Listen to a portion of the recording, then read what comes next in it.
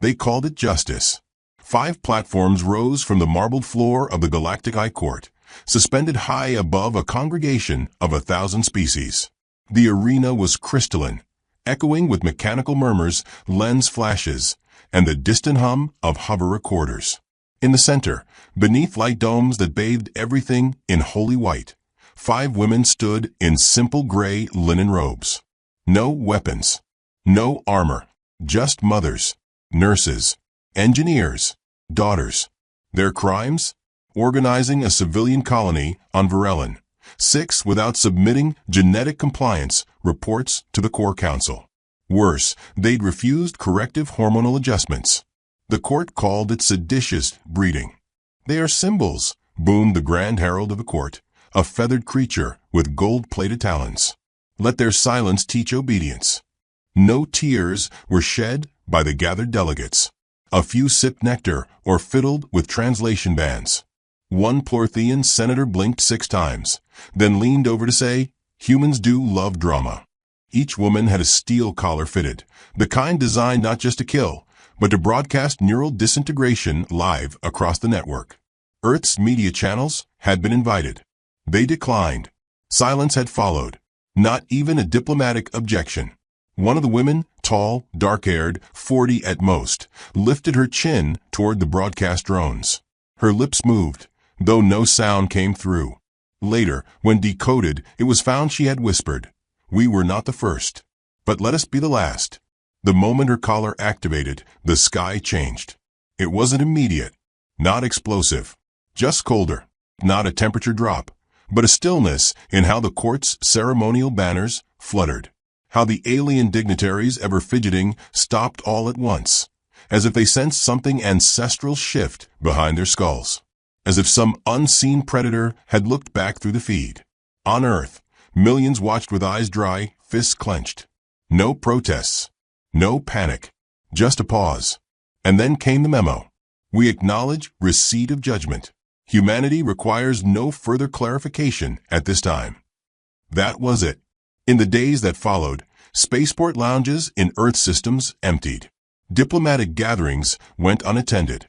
Trade shipments were refused entry for quarantine compliance. Satellites pivoted subtly, drifting 5 degrees off standard. The Galactic King laughed. Mortals and their mourning, he chuckled at a court feast, flanked by slave dancers and meat-stuffed chalices. Let them cry into their dirt. And then came Silas Gray. He arrived late. The ambassador's ship, a sleek chrome relic with chipped paint and hand-drawn decals of smiling cats, drifted into the orbital slot with no security clearance. It didn't ask. It just parked. Silas exited in a beige coat, black gloves, and cowboy boots with tiny metal stars on the sides. The airlock doors didn't quite close behind him, and the ship's AI played Johnny Cash's Folsom Prison Blues on loop for 17 minutes before someone muted it. He walked into the grand court with a paper cup of coffee. No datapad. No bodyguards. Just a calm gait and a slight limp. Silas Gray, human ambassador. Sorry I'm late. Had to check on my mother's garden back home. He offered a soft smile. Tomatoes are a temperamental species, much like empires.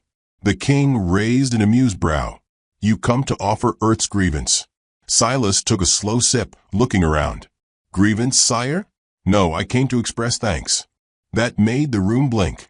Thanks. He nodded.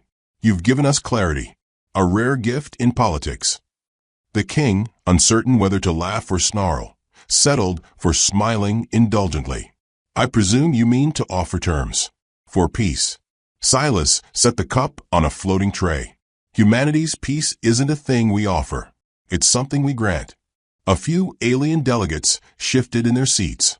I've studied your history, Your Majesty, Silas continued, walking slowly around the dais. You rule by fear. Execution, spectacle, intimidation. Effective tactics, if your subjects are afraid of dying. He turned. We're not. The king narrowed his eyes. You speak boldly. I speak plainly, Silas said, shrugging. We're a plain kind of people. We like jokes, coffee, tailgate barbecues, and we hold grudges like sacred scrolls. A laughter rippled among the lesser council. One insectoid clacked. The humans posture again. Their women were punished, and they do nothing but talk. Silas turned to him. Funny. You mistake restraint for passivity. It's not that we won't strike. It's that we haven't yet. He smiled wider. But don't worry. When we do, you'll know. Because you won't see it coming, or see much of anything after. The court quieted. Even the king tapped his fingers slower.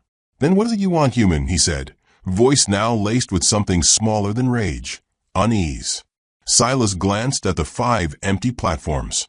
We want you to understand something, he said softly. Before your translators scramble, there's too much. Those women you hanged? They weren't just symbols. They were mothers, sisters, engineers. One taught chess at a refugee station. One coded the gravity stabilizers on Earth's moon colonies. Another sang lullabies that became viral therapy for autistic children. You hanged hope. You hanged warmth. And in doing so, you flipped a switch. He leaned in. And humans are very good with switches. Outside in orbit, a ship called Delilah's Mercy began transmitting impulses. Coded images of ancient Earth vengeance. Pompeii's ash. Dresden's ruins. A mushroom cloud rising over sand. The king's aide flinched. What are those? Memories, Silas replied without looking. Souvenirs of what we do when pushed too far. The aide whispered something to the king. Silas stepped back. But don't let me take up more of your time, he said, tapping his wristband. I know you're busy, executing dreams and all. He turned to leave, paused, then added, Oh, and about those briefcases we sent to the Andari, the Fex, and the Telvan councils? The king stiffened. They're not bombs. Yet. He left. The court remained frozen for nearly a minute before resuming movement.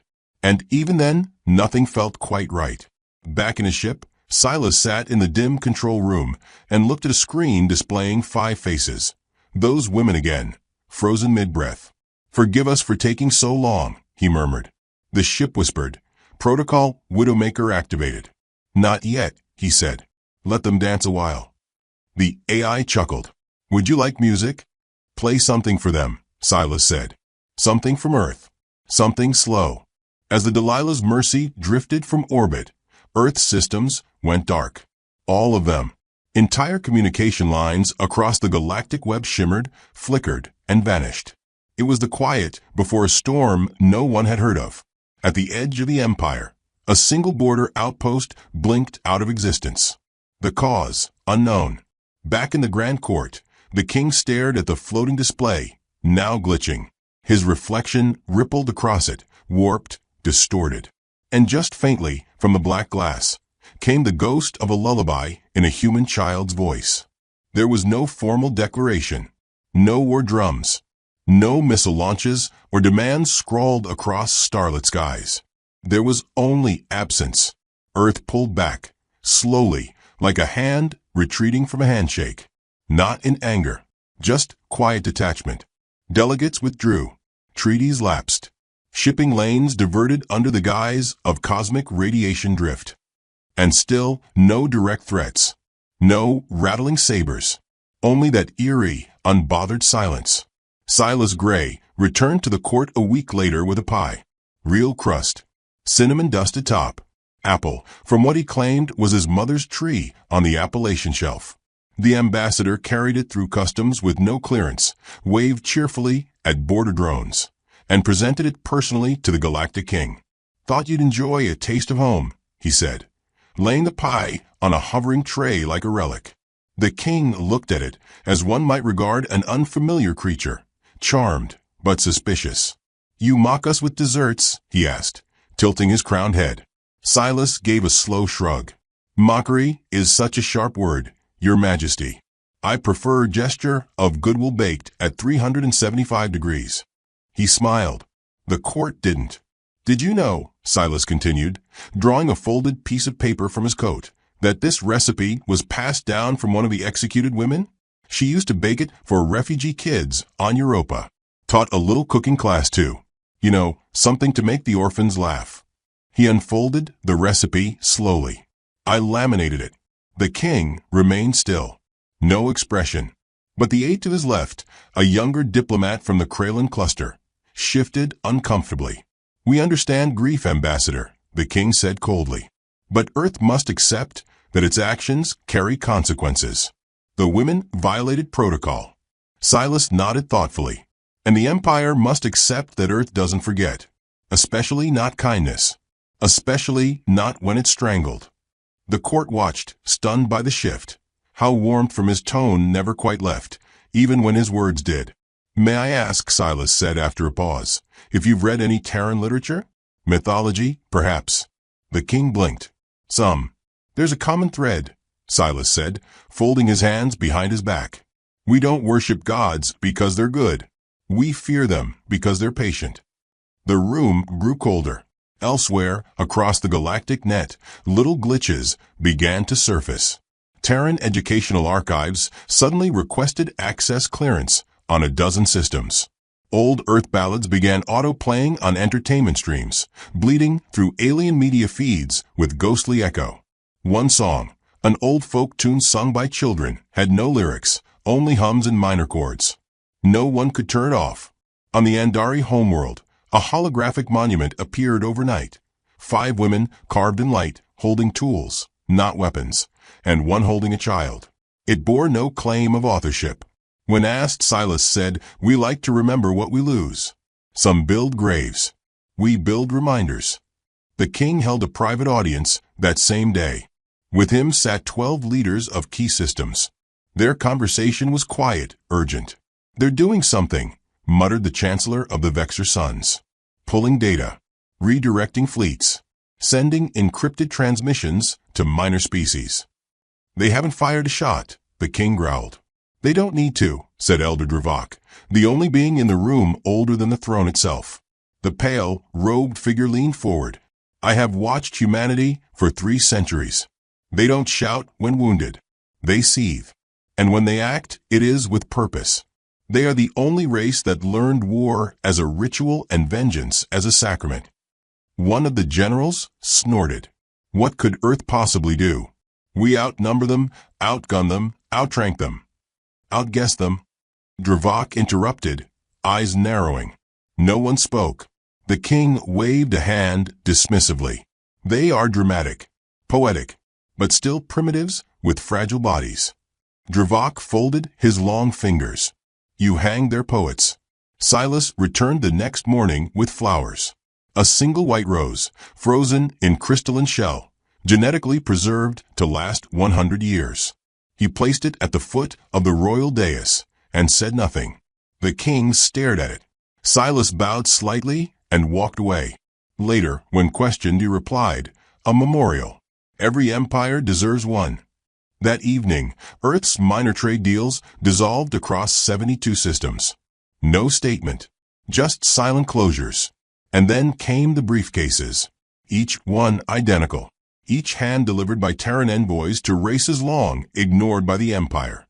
The scavenging Telvin, the frostborn Emwarar, the elusive Hexari. The contents? Unknown. One Telvin diplomat opened hers and immediately defected from the Galactic Council. She wept for 2 hours and kissed the envoy's shoes. "They saw us," she whispered. "They remembered us." The king began to worry. Silas appeared again, this time not with gifts. He stood at the center of the court and produced a datapad. It displayed nothing but a map, an old Earth star chart. Hand-drawn, sepia-toned. Lines etched with ink, not pixels. "This," he said, "is from our past, when we were still small, still afraid. It's a record of wars fought over rivers, hills, ideas, women." He paused. "We won't fight you over planets, or minerals, or ideology." He looked up. "We're going to fight you over memory." One of the insectoid senators laughed. "How do you win a war with memory?" Silas gave the kind of smile that didn't reach his eyes. "By making sure you remember the loss. Back on Earth, factories powered up. Not munitions plants. Not battle cruisers. No, Earth's AI printers began producing books. Millions of them. Each one telling the life story of the 5 executed women, translated into 700 languages. shipped through diplomatic channels, dropped on doorsteps, slipped into schools. The titles were simple. She was someone. A MYR warlord cried reading one. He left his military post the next morning. In the following days, whispers spread across the empire. Of songs played by broken drones, of lullabies left in comm stations, of strange new stars blinking in deliberate patterns. Dravok came before the king once more. "They've already begun," he said quietly. "We just haven't caught up." "What is their goal?" the king snapped. "To haunt you," Dravok replied. "Forever." The king turned to Silas during the next court session, voice tight. "If Earth continues to undermine the peace, we will respond with military action." Silas blinked. "Peace." He tilted his head. "Your Majesty, with all due respect, you executed 5 unarmed women and called it diplomacy. They defied galactic law." Silas looked around the room. Faces of senators and nobles and conquerors. "Once upon a time," he said softly, "a few women in a forgotten town defied a king. They tossed tea in a harbor, stitched flags in candlelight, and sang through cannon fire. The king didn't see them as a threat either. He turned to leave, but history did. That night, the lights in the royal palace flickered. Only once. No damage. But the engineers could never trace the source. In the vastness of space, a human stealth vessel slipped past 5 Imperial scanners undetected. It did not fire. It simply left behind a data sphere with one recorded message. Silas' voice. "You've mistaken mercy for fear, and silence for surrender. But you will learn, as all tyrants do." He paused, then spoke gently. "We are not the kind of species that cries for long. We're the kind that gets very, very quiet, right before we rewrite the ending." Aboard the Delilah's Mercy, Silas stood by the window, watching as 3 Empire-controlled star relays began blinking in unnatural rhythms. "What do you think they'll do next?" his AI asked. "Dismiss us. Again. And that's good." "Why?" "Because people who dismiss you rarely see the knife." The AI paused. "Protocol Widowmaker." Silas exhaled slowly. "Soon. First, let them remember what it felt like to laugh in our presence." On the Galactic King's desk, where the rose once sat, now bloomed 5 new ones, uncut, untouched, unasked for. Each pure white, each in silent bloom, and no one knew how they'd gotten there. The Telvan ambassador arrived at the Emergency Galactic Council sobbing.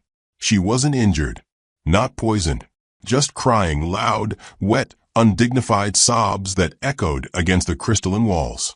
She clutched a small leather-bound book, shaking too hard to speak, and dropped it on the floor before the assembled leaders. It slid open to a worn page. She braided her daughter's hair each morning even after the diagnosis. Told stories about suns that never set. Her name was Miriam. The silence that followed her breakdown was worse than screaming. It lasted too long. Someone finally whispered, What did they give you?" The ambassador turned, eyes wild. "A reason." She collapsed. They called the emergency summit that same night, with all major systems dialing in via holo. Some, like the Vexor sons, refused to attend. Others, like the MYR and Hexari, joined without speaking. The tension inside the chamber was a thick, metallic fog. The king arrived late, voice thunderous. "This has gone far enough. Earth poisons the heart of our council. They disseminate propaganda, collapse treaties with grief. They wage sentiment like war." He slammed a clawed hand on the armrest. Where are their ships? Where are their armies? No one answered, because none had seen Earth's fleet. Only the results. The Outer Reach listening post at Sector V, 88, stopped broadcasting. The crew was found a week later, alive, unharmed, but changed. The logs showed looping audio files from an old Earth woman's voice reading bedtime stories over soft violin.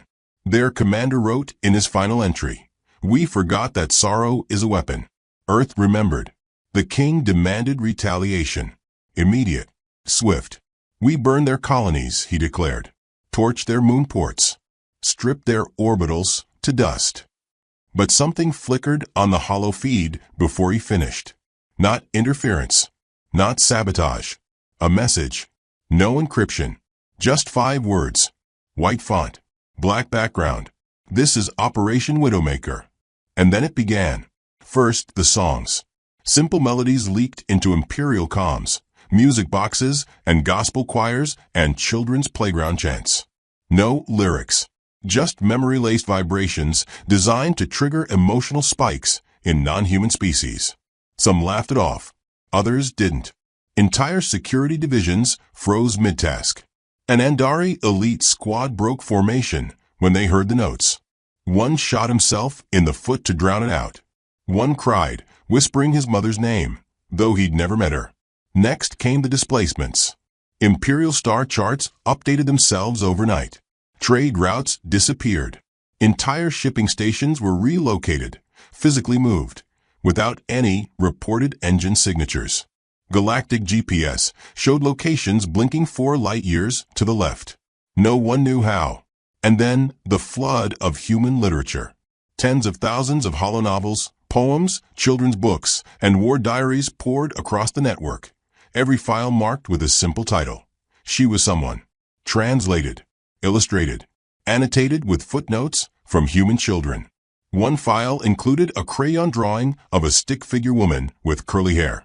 Caption: My mom before the bad people hanged her. Alien leaders tried deleting the files. They came back. In different formats. In different languages. On every screen. Some began to suspect the truth. It's not war, whispered the MWR elder. It's grief weaponized. Inside Earth's command bunker, codenamed Delilah's Mercy, Silas Gray stood before a giant holomap of the galaxy, slowly rotating.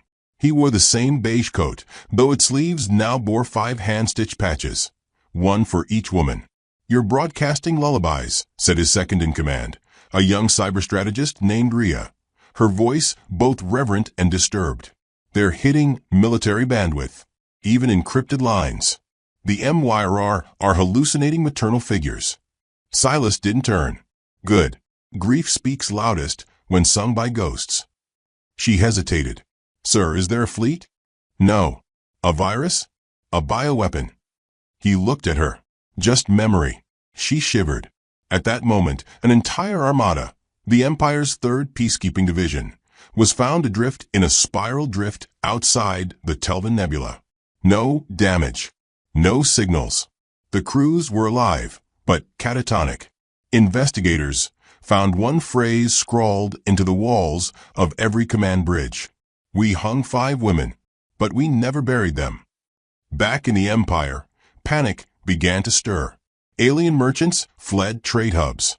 Colonies started forming militias against Earth, yes, but also against the Empire for provoking ancestral wrath. Political structures strained. Governors resigned. The king called an emergency closed-door session with his generals. They're not fighting us, he hissed, pacing. They're unmaking us. General Arvok, one of his oldest loyalists, clenched his jaw. Permission to mobilize atmospheric purges.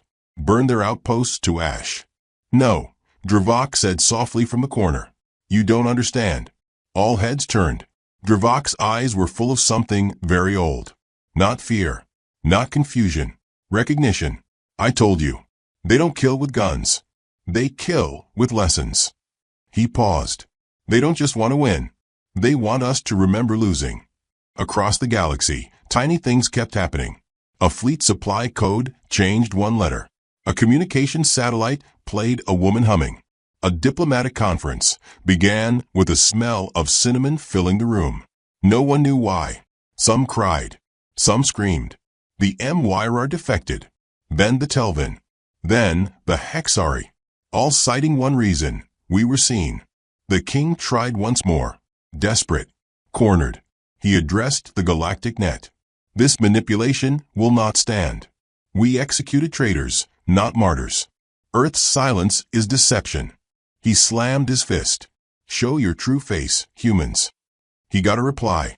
A single audio file. The voice was soft. Female. Unmistakably human. Once I was just a mother. I raised 2 girls. I liked daisies and lemon tea. I asked to live free. You hanged me. A pause. Now my voice sings through 1,000 stars. And every lullaby I left is the blade at your throat. The feed cut. The court chamber cracked. Some cried. Some fled. Dravak whispered, they never wanted war. They wanted a graveyard where your name used to be. Inside Delilah's mercy, Silas closed the channel and looked at the 5 roses blooming in the center console. One had begun to rot, on purpose. A reminder. Rhea approached. Sir, they're asking if this is retaliation. Silas exhaled. No. He walked slowly to the viewport. This is preservation. She frowned. Of what? Silas's voice dropped. Of decency. Of memory. Of consequence. If you hang hope, we hang history around your neck. Forever. She nodded slowly. And if they retaliate? He glanced at her. Then we'll sing louder. Later that day, the Galactic Senate officially recognized Operation Widowmaker as an existential threat. And that night, in the king's palace, the lights flickered again. A box sat in his private chamber. He hadn't heard anyone enter. Inside, 5 earth teacups. Porcelain. Hand-painted. One had a crack sealed in gold leaf. Beneath them, a single folded note. In Silas's handwriting. You hanged 5 women, but you forgot what they built. As the king reached to crush the porcelain in rage, one of the cups sang, just softly, just once, a mother's voice humming over the rim, and somewhere in the palace walls, 5 more voices joined her. The empire was breaking, not from missiles, not from riots, not from any familiar kind of war. It was fraying from within. Entire star systems fell into silence, not conquered, not destroyed, just gone. Their archives rewritten, cultural centers filled with Terran voices, the air vibrating with lullabies in unfamiliar tones. Memory became invasion, and with memory came collapse. The Galactic King sat alone in his war chamber, fingers twitching as the lights dimmed again. It wasn't technical failure. He knew that now. This was Earth's doing, always subtle, always precise, like a poem with knives hidden in the rhyme. Behind him, the imperial banners had begun to rot at the edges. Not literally, he wasn't insane. But somehow, the colors had dulled. The gold had tarnished. The fabric looked tired. There were fewer aides now. Most had defected. A few had taken their own lives. One had walked into the throne room, placed a copy of She Was Someone on the steps, and shot himself without a word. The generals were worse. They argued, barked, turned on each other like wounded dogs. They kept demanding Earth be bombed into the Stone Age. But Earth had already moved past stone, past iron, past fire. It had mastered something else entirely.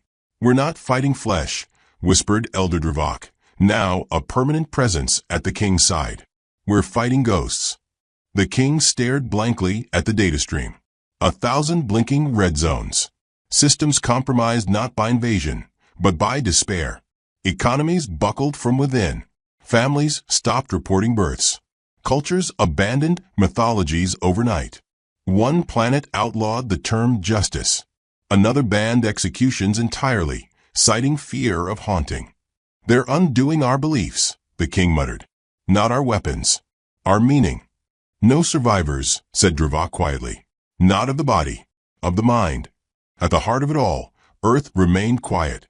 Not a single official broadcast. Not one war declaration. Just the constant spread of names, faces, memories. And something else. A presence. Reports came from the Telvan border. Ships spotting a single vessel, not attacking, just watching. A sleek silhouette against the stars, wrapped in artificial shadow. It never fired. It never ran. It simply transmitted 5 frequencies, each one corresponding to the brainwave pattern of one of the executed women. The signal wasn't audible, but those who got too close, they dreamed. One Vexor commander ripped off his own face after 3 nights, screamed that he saw a woman with a broken voice humming in a cradle of stars. She'd asked him, "Do you remember what you did?" Earth called it Project Echo. The king called it sacrilege. And yet, he never moved against it. He couldn't. Because every weapon system aimed at the ghost ship glitched. Every targeting array failed. And every time he gave the command, his mouth dried. His pulse slowed. A fragment of song crept into the room. Earth didn't need shields. It had grief. Silas Gray hadn't been seen in weeks. His last transmission was brief, delivered directly to the king's desk, encoded in a bouquet of wilting roses. It contained only one sentence. You may still be breathing, but you've already stopped existing. That night, the king walked through the imperial halls in solitude. No guards. No aides. Just soft footsteps echoing down stone corridors. He passed the Hall of Ancients. Empty. Statues covered with sheets. He passed the Fountain of Triumph. Drained dry. He paused before the War Mural, an epic painting of galactic conquest. His face was once central in the image, triumphant atop a mountain of skulls. Now, a strange distortion had warped the paint. The mountain remained, but the skulls had names, Earth names, etched softly into the brushstrokes in Terran script. He stepped back, but the wall loomed closer. Lena Hart, Jocelyn Ng, Miriam Kasari, Ruth Halder, Camille Bourdieu, the names of the 5 women he'd hanged. Not one citizen remembered why anymore. They only remembered who. His knees buckled. He didn't fall. Not yet. The throne room was silent when he returned. Dravok remained seated, eyes closed, almost meditating. They've made you into a cautionary tale, the elder murmured. You're no longer a ruler. You're a memory of what not to become. I still rule, the king snapped. I still command 1,000 fleets. But none obey, Dravok said gently, because they're already mourning you. Outside, the stars flickered, and one blinked off. Not exploded, not destroyed, just off. The king stood, voice trembling. What do they want? He turned to Dravok. They've won. They've broken us. Why haven't they stopped? Dravok opened his eyes slowly. Because Earth doesn't fight to win. It fights to teach. They want to scar the galaxies so deeply. No empire will dare raise a noose again. He pointed to the empty dais. They're building a myth. Out of blood. Out of lullabies. And it's working. Then a sound. Soft. Metallic. Footsteps. From nowhere.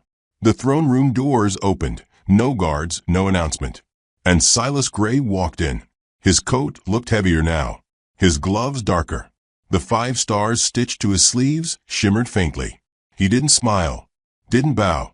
He just stood there, looking at the king. You came, the monarch whispered. To gloat. No, Silas said. To give you a choice. The room held its breath. You can abdicate, Silas said quietly. Not from the throne. From memory. Step down. Let your name fade. Let us write the truth. The king spat.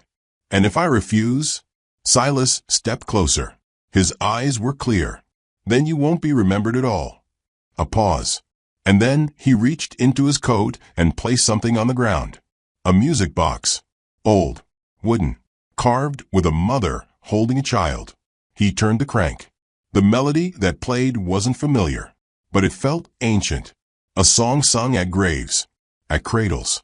A Terran lullaby. As it played, holograms bloomed from its center. The 5 women. Not dying. Not bound. Living. Laughing. Teaching. Dancing with children. Tinkering with machines. Writing poetry. Planting gardens. 5 lives, restored in light. You thought killing them ended them, Silas said, voice breaking ever so slightly. But all it did was make the universe see them. The king fell to his knees. The song slowed. The women faded. And Silas left. No guard stopped him. No guns fired. No alarm sounded. There was nothing left to protect. That evening, across every imperial channel, Earth transmitted one final message. No voice. No video. Just text. You hanged 5 women. We hung your future beside them. Then Earth went dark again. Silas returned to Delilah's mercy, his coat wet from planetary rain. Inside, the ship's AI greeted him with static-tinged warmth. Did he choose remembrance? Silas shook his head. No. He looked out at the stars. Then the galaxy will remember for him. The AI paused. "Shall I conclude Operation Widowmaker?" Silas didn't answer at first. He just placed a music box on the console and wound it once more. The melody played, and 5 new lights lit up on the ship's side, each named after one of the women. "No survivors," Silas whispered. "Because no one survives what they forget." Back on the throne world, as night fell, something bloomed in the palace gardens. 5 white roses. No soil. No gardener. Just memory. And as the galaxy turned, forever changed, a human child somewhere on a colony moon opened a book titled She Was Someone. And for the first time in recorded galactic history, an empire fell not to force, but to mourning.